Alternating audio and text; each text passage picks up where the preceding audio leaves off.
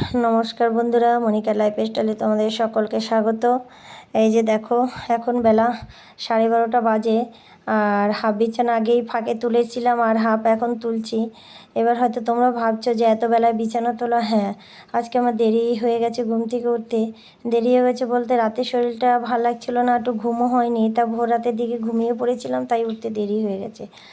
আর তারপরে ওঠার পরে তো বিভিন্ন রকমের কাজ থাকে, চান করে পুজো টুজো দিয়েছি, আর সোনাকে খাইয়েছি, নিজেও একটু খেয়েছি বলতে তার পুজো টুজো দেওয়ার পরে একটু ডাল আর ভাত করেছিলাম, টক ডাল, সেটা। তার মাঝে আর আমি সময় পাইনি বিছানাটা গুছাতে। তা খাওয়া দাওয়ার পরে এখন এই বিছানাটা গুছাচ্ছি, আর এখন আবার যাব রান্নাঘরের দিকে ঢুকবো। আর বাবা মাছ নিয়ে এসছে, অনেকটা আগেই এনেছে, তা সেগুলো আর ধোয়া পরিষ্কার করা কিছুই হয়নি, সেগুলো ধোয়া পরিষ্কার করে মাছটা রান্না করব। একা সংসার, যতই শরীর খারাপ হোক নিজেকেই করতে হবে, আর হেল্পিং ম্যান তো আর কেউ নেই যে কেউ হেল্প করে দেবে আমাকে। চলো তাহলে রান্নাঘরের দিকে যাই, আর গিয়ে দেখি মানে কি করতে হবে, কি করব, মাছের ঝোল না ঝাল দেখে। এই দেখো, এদিকে সোনা আকাম করে বসে রয়েছে, দেখো তাহলে কি করেছে। তোমার জন্য আমি 1 মিনিট কোথাও গিয়ে একটু চুপ করে বসে থাকতে পারি না, একটু ঘরে চুপটি করে বসে থাকবো তাও থাকতে পারি না, একটু শুয়ে থাকবো তাও থাকতে পারি না। কেন কেন করেছো এগুলো? আটাগুলো কেন বের করেছো? তোমাকে বলেছিলাম না সেদিনকে, তুমি কি করেছিলে? সব মশলা বের করে নষ্ট করেছিলে, নুন, হলুদ, জিরার গুঁড়ো, গরম মশলা। আজকে আবার এই আটাগুলো করেছো, কেন করেছো? কান ধরো, বলেছিলাম যে তুমি উল্টাপাল্টা কাজ করলে তোমাকে আমি কান ধরে দাঁড়া করিয়ে রাখবো। হ্যাঁ, যাও বাইরে, যাও বাইরে গিয়ে দাঁড়াবে। চলো বাইরে, চলো বাইরে, চলো। না মানে এটা কি? চলো চলো চলো। তুমি যে বদমাইশি করো সেটা সবাইকে দেখাতে হবে। ধরো কান ধরো, হ্যাঁ কান ধরে দাঁড়িয়ে থাকবে। চলো বাইরে, চলো বাইরে দাঁড়াবে।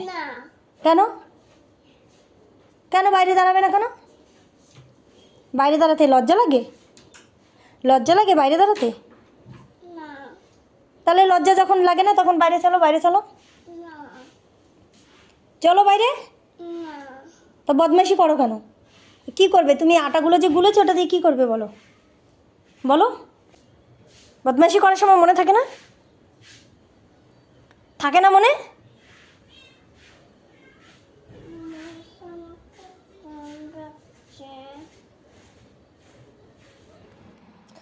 এই যে এখন কি করব বলো, পুরো টেবিল সব পরিষ্কার করতে হবে, তারপরে রান্নার ঘরে ঢুকতে হবে।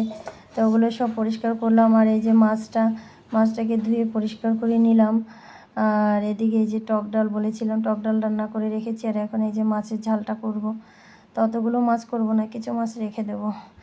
আর এই যে এগুলো সব টেবিল সব এই যে বললাম পরিষ্কার করে নিয়েছি। যাই হোক, এই যে তোমার মাছের ঝাল করার জন্য কাঁচা পেঁয়াজ, টমেটো, কাঁচা লঙ্কা, আদা বাটা, রসুন বাটা সব নিয়ে নিয়েছি। আর এই যে নুন দিয়ে দিলাম, হলুদের গুঁড়ো আর একটু লঙ্কার গুঁড়ো দিয়ে দেবো, সরিষার তেল দিয়ে দেবো, এবার লঙ্কার গুঁড়ো দিয়ে দেবো। আর এই সব মিলিয়ে ভালো করে মাংসের মতো মেখে নেব। আর এটা মাংসের মতোই করব, কষা কষা।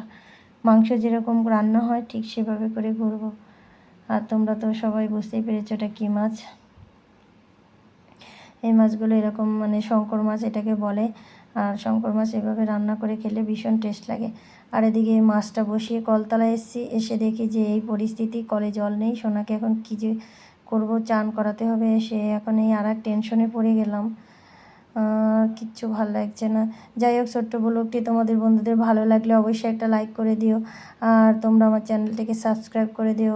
সকলে ভালো থেকো, সুস্থ থেকো। আর যদি তোমাদের কোনো কিছু জানার থাকে তোমরা অবশ্যই কমেন্টস করে জানিও।